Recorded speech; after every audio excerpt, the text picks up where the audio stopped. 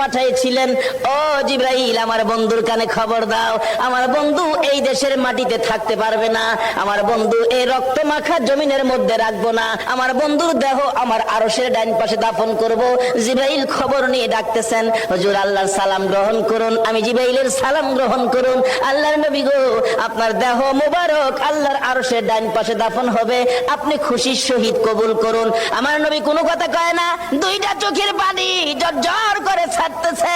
জিবরাইল বলেন, ইয়া রাসূলুল্লাহ, এত সুন্দর প্রস্তাব নিয়ে আসলাম, কোনো কথা কন না, খালি কাঁদেন কেন জানতে চাই। আমার নবী বলেন, জিবরাইল রে, তোমার জন্য খুশির খবর হতে পারে, আমি খুশি হতে পারলাম না। কেন পারলেন না? রে জিবরাইল, আমার দাফন আল্লাহর আরশের ডান পাশে হবে, আমি জানতে চাই আমার গুনাহগার উম্মতের দাফন কই হবে রে? জিবরাইল বলেন, আপনার উম্মতের দাফন এই জমিনের মধ্যে হবে। আমার নবীর কান্না আরো বেড়ে গেছে। জিবরাইল, না না, সইতে পারি না, আমি আরশে থাকবো আর আমার উম্মতেরা এই জমিনে থাকবে। আমার মন মানে না, প্রস্তাব আমি রাখবো না। আমার পক্ষ থেকে একটা প্রস্তাব আমার প্রভুর দরবারে তুলে ধরো।